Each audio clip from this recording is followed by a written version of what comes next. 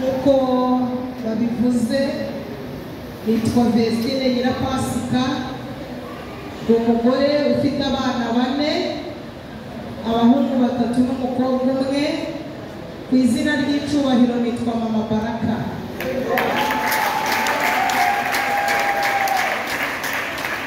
Kristo w'itorero rya Deperi hanyuma nk'abo umuturage utuye mu mujyi wa Kigali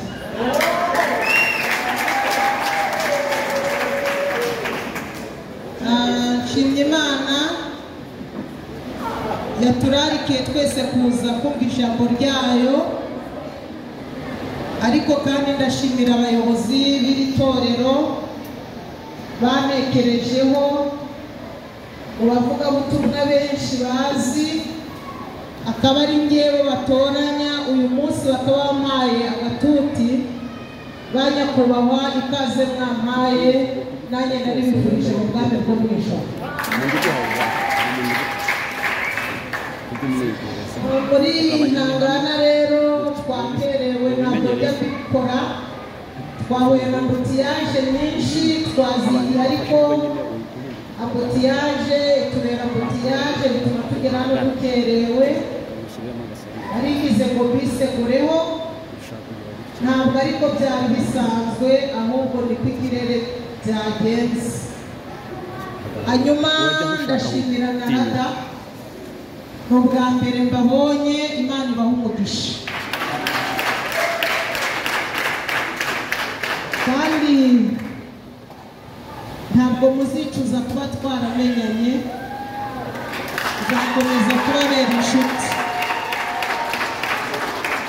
munyemerere tuganire ijambo ry'Imana turasanga mu butumwa bwiza bw'umwami wacu Yesu ko bwanditswe na Yohana turasoma ibice 8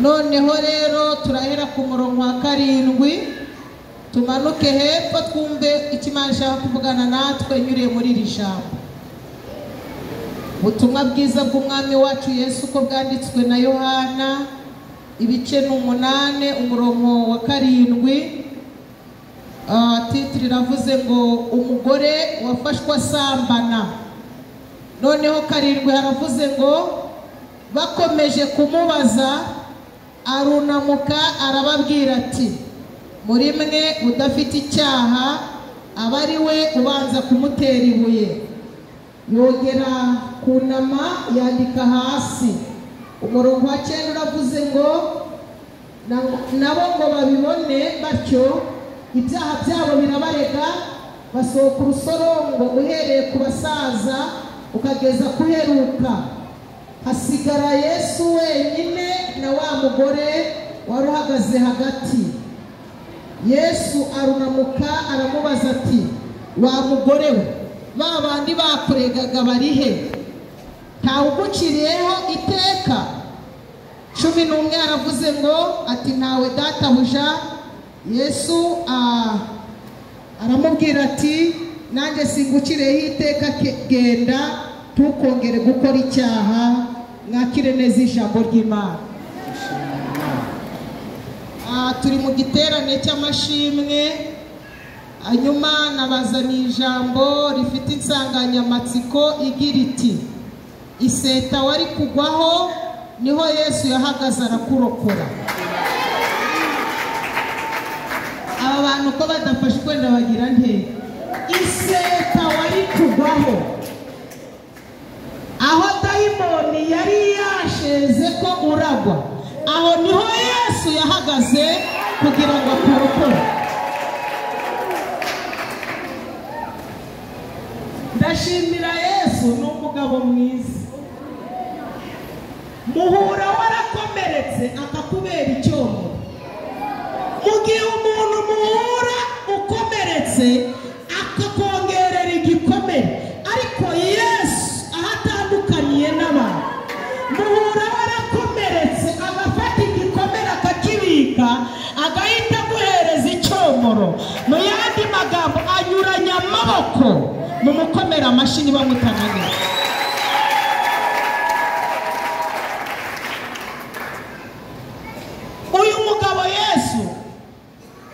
yakoze imirimo n'ibitangaza nyinshi tutavuga uyu mwanya ngo tubirangize, ariko turagerageza kuvuga muri make. N'umugabo wemeye kwishiraho indushi. Muranyumvise?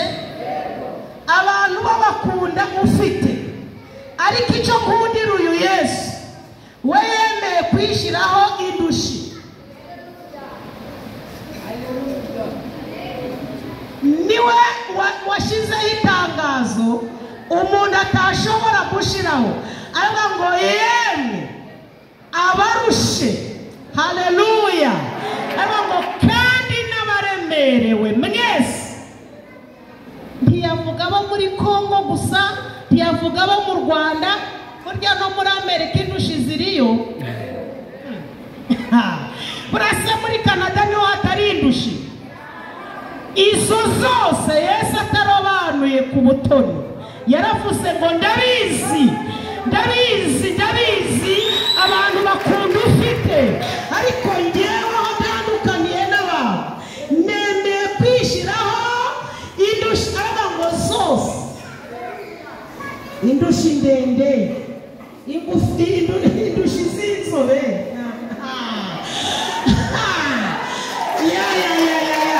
indushi zizi gutereza, indushi zambara amabaze. Aravuga ngo mwese nimuze munsange abantu bakubona muri superi bavuga ngo byarakemutse, ariko Yesu azi ko hari n'indushi zambara superi.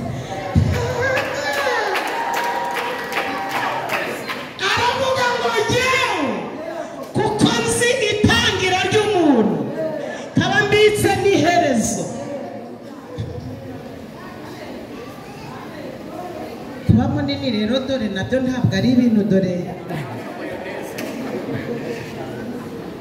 cyangwa se Imana iri kubimbwira uzi indimi navuze. Nari muto cyane kuko nyine napimaga ibiro 48. Noneho rero umuhanuzi ampanura ati umva ko ivuze karabe papa iravuze ngo izakugira umugore munini nini, nanjye amina ariko ndasherigira.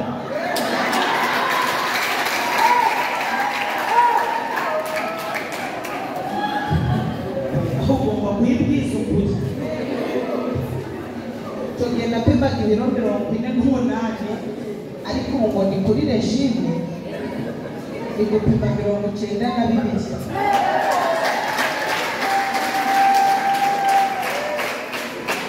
Regime si uzinyamanya, ntiwandenganya kuko ziriye vuba.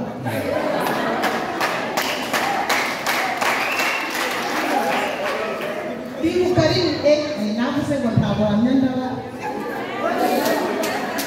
ndibuka rimwe kuko twebwe iwacu twaryaga inyama rimwe mu mwaka.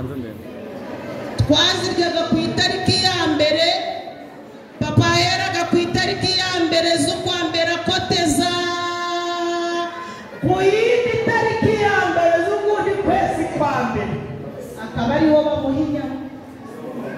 Twabaga tuzikumbuye rero.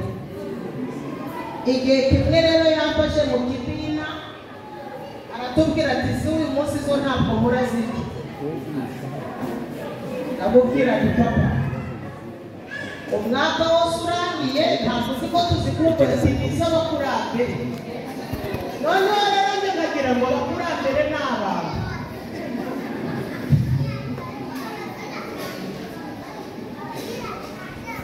Abatazi ubuhamya bwanjye, papa yari umupfumu.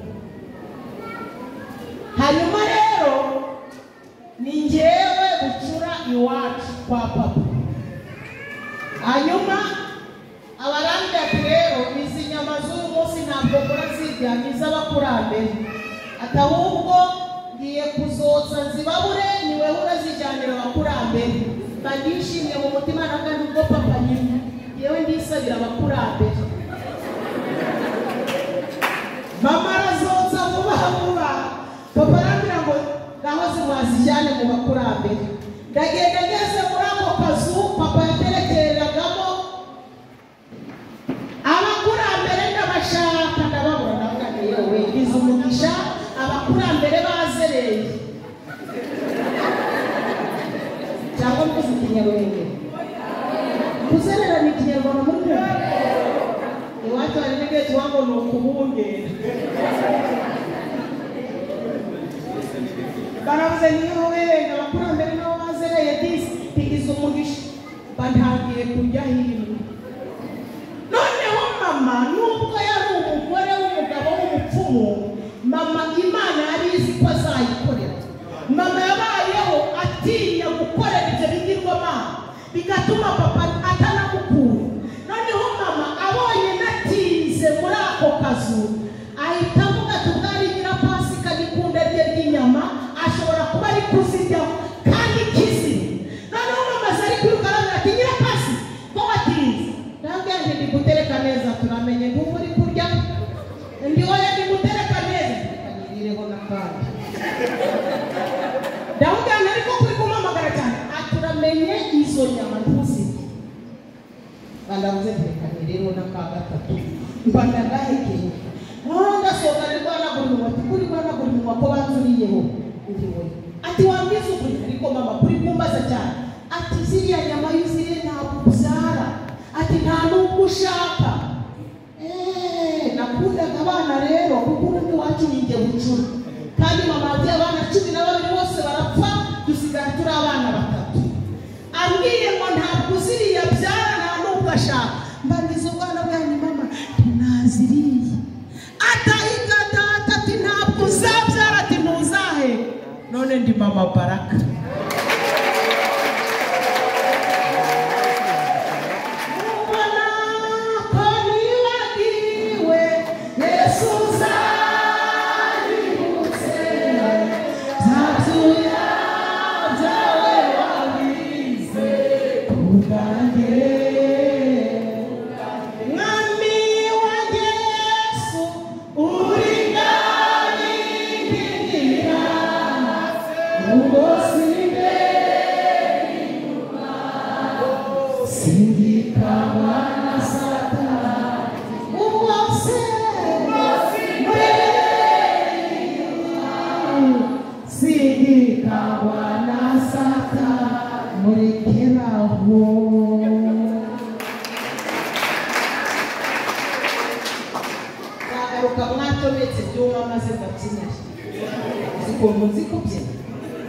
Najaga mubireba kuri YouTube mushizemo none muri kubona ntame.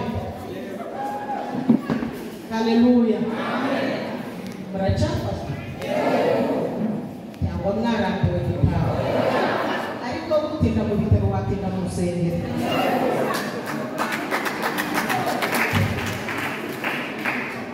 Uyu Yesu ndi kubabwira tumenyereye kwibaye imfubyi. Abantu baravuga ngo bayi ariko we yaravuze ngo ningese kwimfubyi. Tumenyereye kwibaye umupfakazi abantu bavuga bati nta wakira amarira ye ariko we yaravuze ngo ni umurengezi.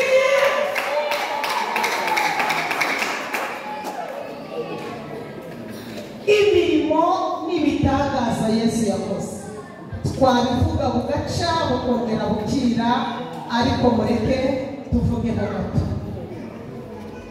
Uyu mugore twasomye yitwa Mariya. Abahanga bavuga ko uyu Mariya yari indaya international. Bivuze neza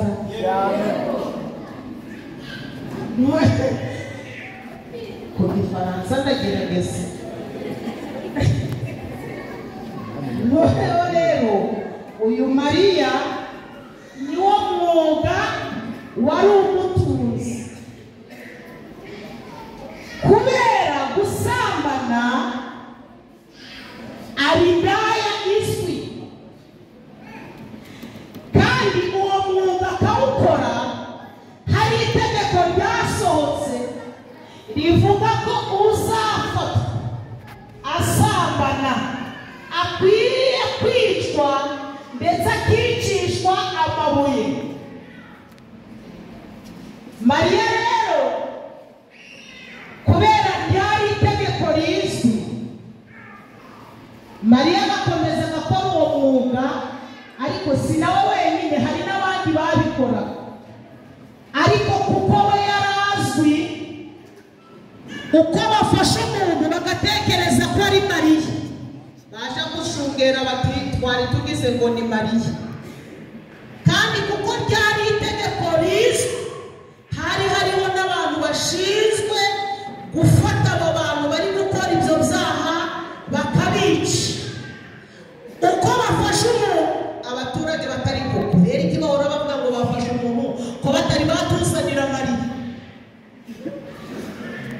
Bafata undi muntu, abaturage baje kure bagasanga ntabwo ari Mariya, atari kubanza abantu barobanura ku butoni ko indaya tuzi ruharwa ari Mariya. Kubera iki batari bamufata? Naho rata burya buri muntu Imana ifite uko yamupangiye, uko bizagenda. Uko abantu babizi siko Imana ibizi, uko abantu babibona bitandukanye n'uko nyir'ibiremwa abibona. Burya twese Imana izi uko yapanze gahunda zayo kuri twe. Umunsi umwe rero Yesu ngo yari yibereye mu butayu, avayo ajya mu rusengero. Ari mu rusengero rero Mariya nawe ajya muri ya mirimo ye. Mariya none agira ingorane, baba baramufasha, aho bati Mariya twatekerezaga impamvu utafatwa, uyu munsi noneho ni uwa mbere n'uwa nyuma, ngwino tukujyana. Kandi noneho na Yesu barahari, niwe tukujyanye imbere kugira ngo twumve icyo arabivugaho. Baraza rero Mariya bamupangiye, ariko bati ejo bundi twishe ntuza, ku cyumweru ntuza yapfuye, ubu Mariya niwe utahima. Mariya kuko nawe ayo makuru yari ayazi, itegeko azi ko ryasewe, agatumva nihishe kera noneho uyu munsi wanyu. Ariko reka mubwire, iyi Mana izi ko igufiteho inyungu, ntabwo yemera kupfa mbere yo gupfa. Abantu ko batayumvise baragira ngo Imana ikikubonamo inyungu, ntabwo wapfa mbere yo gupfa. Imana yacu ni inyamibare, iyo ikubonyemo umumaro irakorosa, ititaye aho igusanze. Mariya rero yanyura ku bantu bari guhinga ibirayi ati murabeho, noneho urwanje rwageze. Bati Mari nawe wafashwe. Yagera aho bari guhinga ibijumba ati bayi, aho biciye tuza nanjye bagiye kuhanyicira. Baramujyanye rero, bamugejeje imbere ya Yesu, bati Yesu ibyo urimo bireke, dutega amatwi wumve.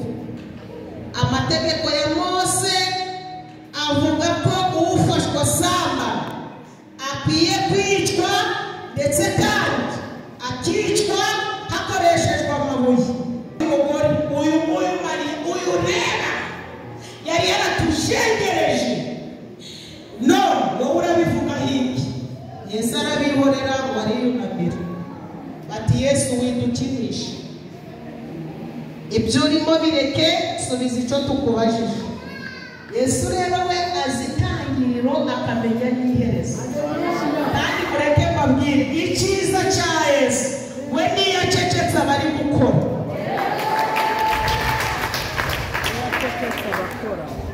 Niyo acecetse abari gukora. Ati Yesu witwirengagiza, na nyirabitara yaretse gupfa, na nyirabishimwa twaramwishe, Nyiramahane nawe yarapfuye, uyu nawe turamufasha, urabivuga hirya. Yesu warabihorera kuko yari azi cyane gukora.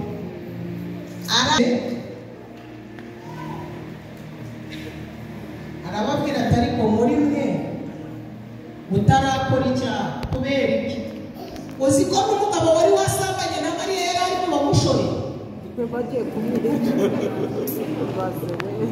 Ize toroshi baramba hafi uwo bari basambanye yitwa Simoni nawe yari ati byanga imisi y'umushuri bibaswe kandi no wamusambanyije wa wari wabikurikiranye ibaza ariko barahebye ahembo wacaniwe n'Imana urya koko wacaniwe n'Imana iranamenyegereza ko twatewe mu rugo rw'Imana tuzashishira mu bikari byayo kagasura dufite ni Yesu ibyishimo dufite ni Yesu twibaza ariko barahebye ahirwa uwacaniwe n'Imana turekeraho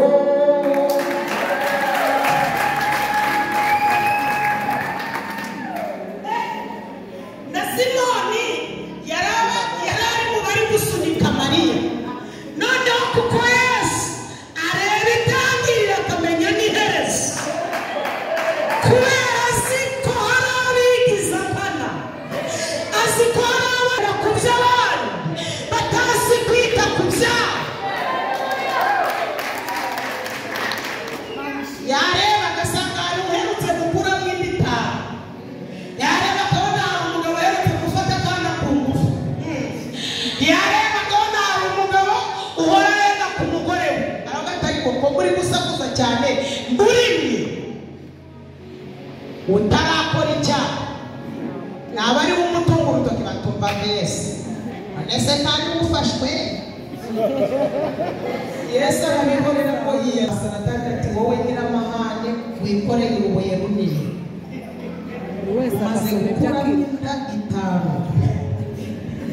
iyo ntakorosa Mariya baba bamuzanye weho umaze kuzima ibyumweru bibiri yasoma akiruka ko Yesu ni umuhanga ariko abagabo bari bikoreye ibibuye abagore nabo bari kugenda barimo bati niyitwe akaba n'utikoreye icyo adashoboye ubwo ari Mariya ugiye gupfa wenda mu mwereke w'urubuye rumushibira Mariya niba rumukubita ahita asanga ariko reka ngo bwire niba ufitemo umumaro niba uri mu nyungu zawe ntabwo uzaba abantu bashaka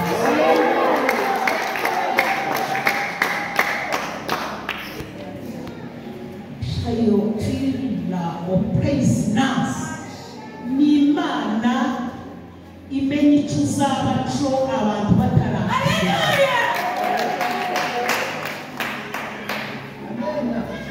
ni Imana ititaho umusaza ahubwo iha agaciro icyo izagukorera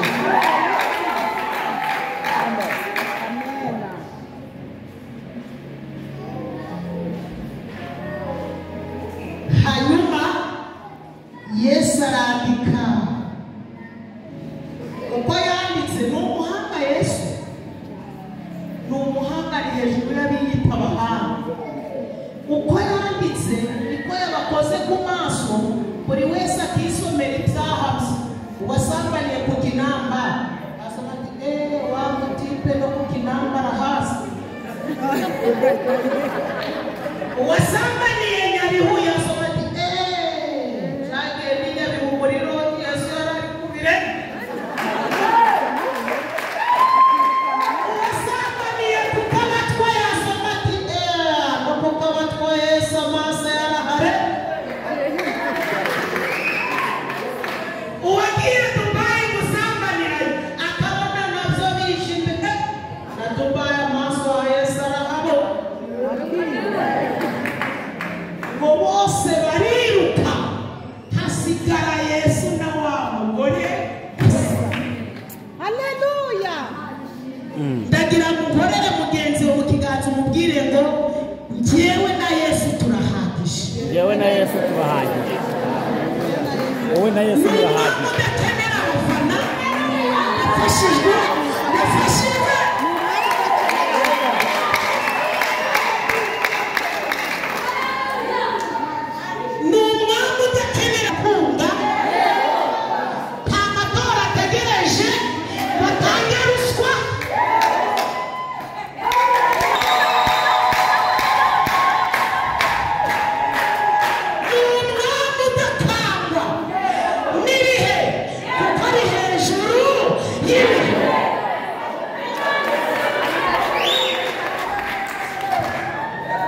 wamuvuga iki se?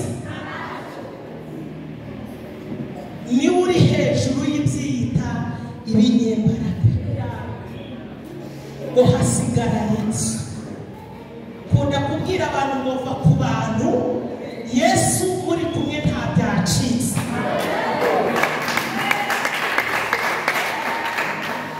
Umuntu yitubwira ngo uzamukenera gute se? Ngo ntabwo nzi, ati kubita ku gatuza nawe ubwe ntiyizi, ari kukubaza kuramuzi, ntabwo ushinzwe kumumenya. Ikuzi izakunyuza aho badashaka, ikugeze mu byo wasengeye. Mugabo twakurikiye ni umunyamaboko, ntabwo akenera abaterankunga, ntabwo akenera abamukomera amashyi mu gitondo ngo nimugoroba bakwice. Udayihagije. Iyo abantu bakuvuyeho ugasigarana nawe, ahamagara abaruta bagiye. Yose yavuze gute? Yaravuze ngo njyewe ubwanjye nzi ko umucunguzi wanjye ariho, aratanga uruhu rwanjye n'urwo rwawe. Aravuga ngo nzareba Imana nambaye undi mubiri, aratanga amaso yanjye azayireba, aravuga ngo umuntu arakubwira ngo uzaba gute? Dukenera Imana, ntabwo dukenera abantu. Imana izana abantu, nta muntu uzana Imana, Imana izana abantu. Amen. Zagaruka.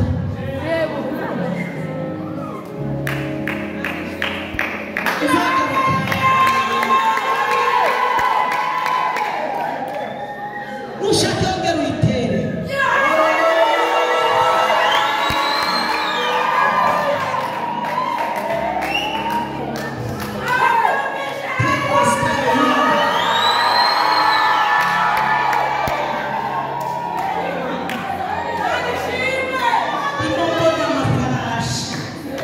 Nimubona amafarashi, nkabona abantu bari kuyasimbukira.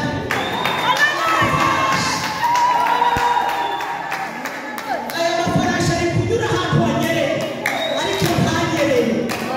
Ari kunyura ahantu hagoye, ariko ntibiyabuze kugera. Kuko Imana ivuze, irambwiye ngo ije kurengera abantu, ititaye ku bihe bigoye turimo.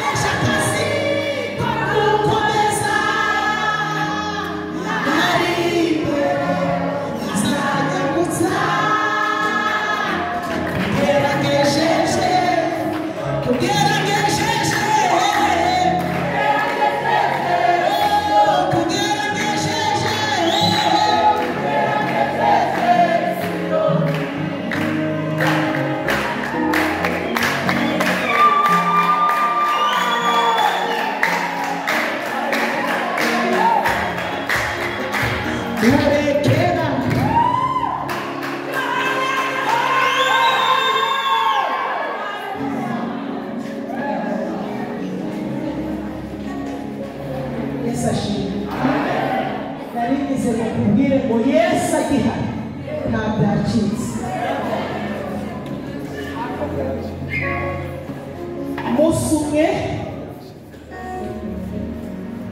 ndi mu buzima bukakaye narabuze icyo kwambara.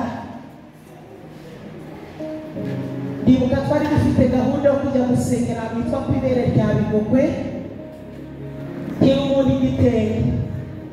Ndabwira nti mbabarira untize igitenge, dufite gahunda y'amasengesho.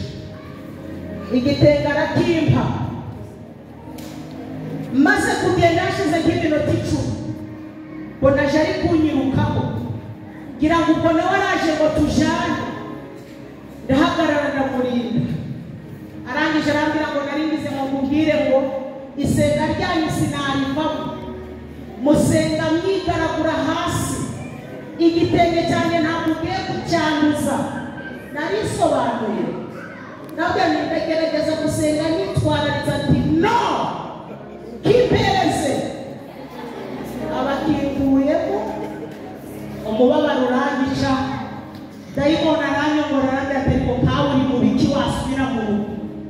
Ngiye kumva numvishwe, abumvishijwe haleluya.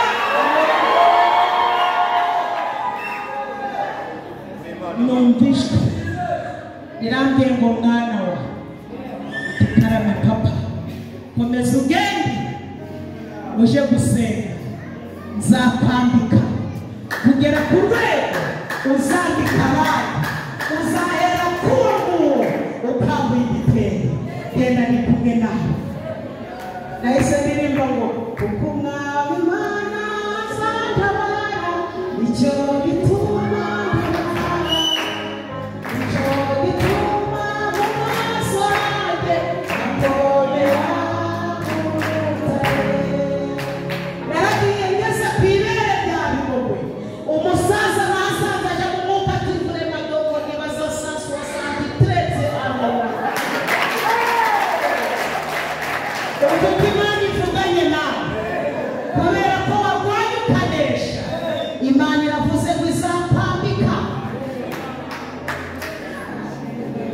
nuwa kwambuye igitenge uzamwambika. Ubasubu nambaye ntabera, urabona ntagerageje. Ubu ntabwo nagerageje.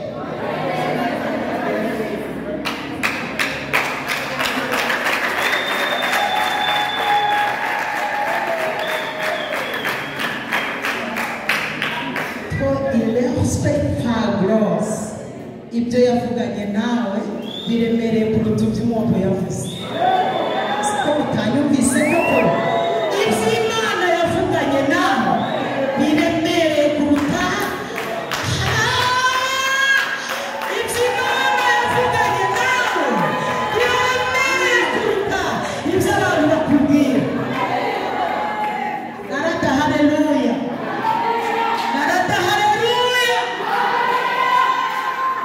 Bonye muri kurwana na Yeriko, ariko ngiye kubona mbona muri kuzenguruka bucece. Mbonye umurabyo, mbona hamanutsemo abamarayika 7. Buri mumarayika yahise akora icyo ategetswe. Umumarayika wa mbere nagiye kubona mbona ahereye muri fondasiyo, atangira kunyeganyeza Yeriko ayihereye muri fondasiyo. Uwa kabiri nagiye kubona mbona araje ahita azitira kugira ngo hatazagira undi muntu wongera kubaka Yeriko. Numva ijwi ry'Imana rimbwiye ngo izi ntambara muri kurwana, ariko ibarwaniriye ititaye ku bibarwanya, ihaye agaciro icyo yabavuzeho.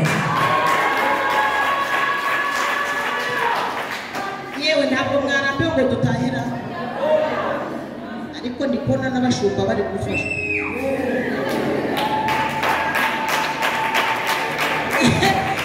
Ariko rero mwarimu namvumbuye rata. Ariko noneho rero Yesu ngo arunamuka asanga Mariya niwe uhagaze. Ati Mariya ati karama, ariko nawe yari ari gutengurwa. Ariko ati nyirabikari ejo bundi baramushimiye, Nyiramahane amaze ibyumweru 2, kandi koko ndizi abandi natwaye sinamenye umubare. None Yesu yunamutse asanga Mariya ari gutengurwa. Icyo nkundira Yesu, nta muntu ugwa imbere ya Yesu.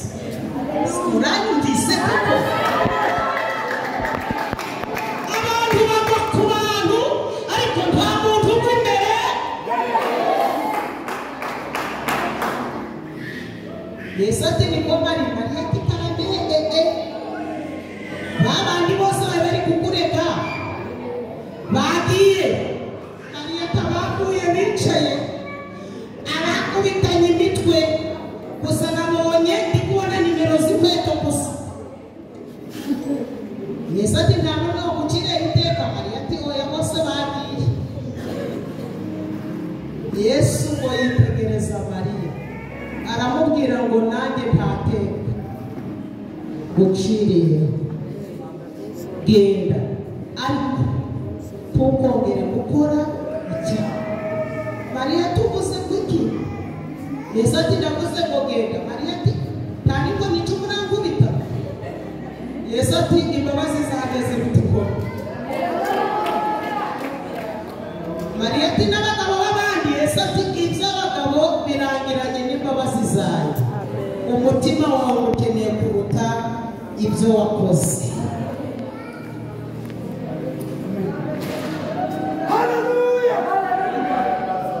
Mariya ati Yesu ko nasize nzeze nzi ko birangiye. Yesu ati birangira umuntu atarahura nanjye. Iyo uhuye nanjye amateka arahinduka. Mariya ati nzaza n'ibitenge. Yesu ati imbabazi zanjye ziremereye kuruta ibitenge. Mariya ati Yesu we ubu koko urambabariye cyangwa hari ntabwo. Yesu ati ni ukuri nazanwa no kubabarira abameze nkawe. Mariya ati nyirabikari ko baherutse kumwica. Yesu ati nyine menya ko aho abandi baguye nawe wari kuhagwa nuko imbabazi zanjye zikurokoye. Mariya ati Yesu we konza basambanye rimwe bagahita bapfa. Yesu ati iyo nzi kuzagira umumaro kurindira aho abandi baguye kugira ngo nzakubonemo amahoro. Mariya ati Yesu we ndabyibutse hari abakuyemo inda bahita bapfa. Yesu ati nyine nawe wari kugenda kabo ariko ugize amahirwe urokokeye aho abandi baguye. Ntubifate nk'ibisanzwe. Mariya ati sinabifata nk'ibisanzwe shingiye ku mabuye bari bikoreye, shingiye ku bantu bansezeye, shingiye ku bavuze ngo sindagaruka. Sinabifata nk'ibisanzwe. Yesu abandi baguye babyara niho nukuki. Yesu ibyatwaye abandi nanjye byari kuntwara none urandokoye. Yesu baramubwira ngo Mariya we genda ntuzongere gukora icyaha. Mariya yaragera yatera intambwe urambamagaye. Yesu ati yo nababari umuntu urubanza rw'ibyaha mba narumukuye. Mariya tuvuze ngo ngaruke. Yesu ati reka da genda ahubwo ntuzongere gukora iki. Mariya yaratashe ari kuririmba ati aho narinduye ntabwo ariho gituye. Yesu yaragituye ntabwo ariho gituye. Murekeraho abanyuze kuba ari guhinga amasaka batwe ni wese cyangwa se we. Mariya ati ninjye. Ahita ahindura ikinyarwanda ati ninjye. Ntiyavuga ikinyarwanda ati ninjye. Mari ko tuzi ko warura. Mariya ati ntutegeke urupfu ndokokeye ku birenge bye.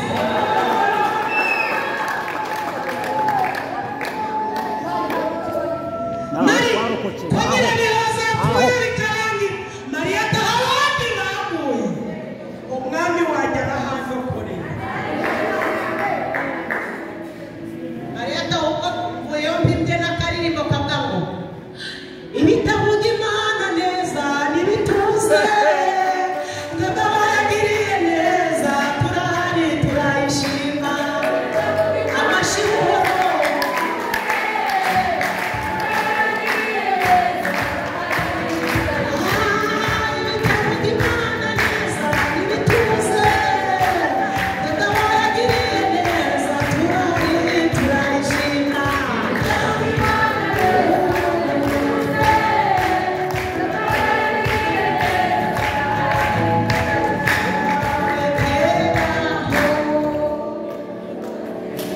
Mariya yagiye ari kuririmba amakorasi ntabaritwe Mana ntabaritwe ahubwo izina ryawe rihabwa icyubahiro murekeraho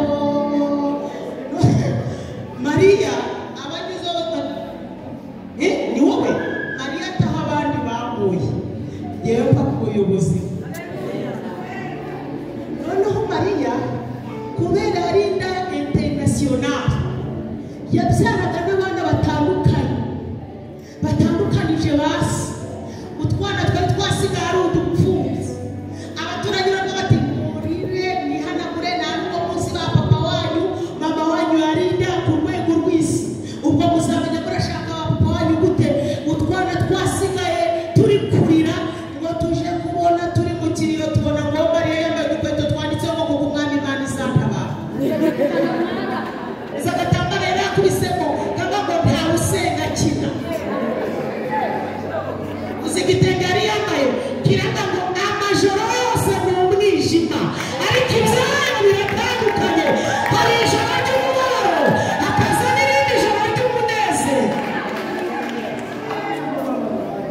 twana tutima Mariya ati kandi iyo umubabaro urangiye hasi igitondo kiza kiriho dore burije abana bati ne nyina ati kara kugarutse nyina ati bana tuye n'umugabo ucogoza amagambo agashigikira ijambo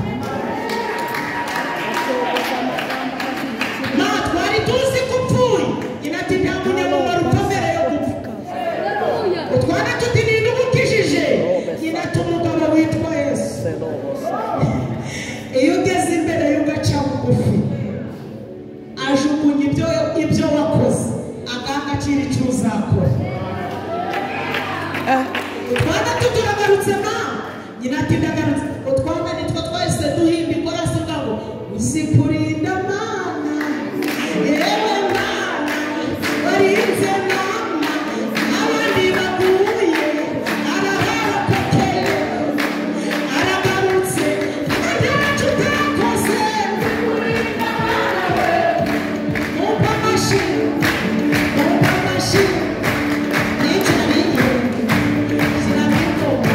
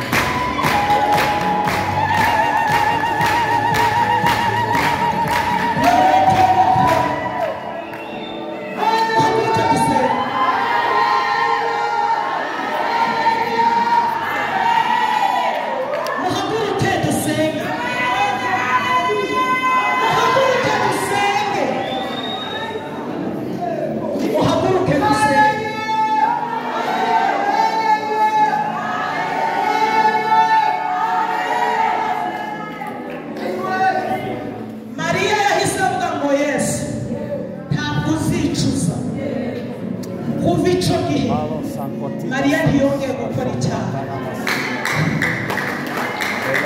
ahubwo yafashe amavuta aragenda yasuka mu birenge bya Yesu. Haleluya! Reka tubwire Yesu ngo dushingiye aho wadukuye ntabwo uzicuza. Iseta twari kubaho niwe wahagaze uraturokora. Abandi baguye muri korona, abandi bishwe n'amacinya, abandi bishwe n'amahembe,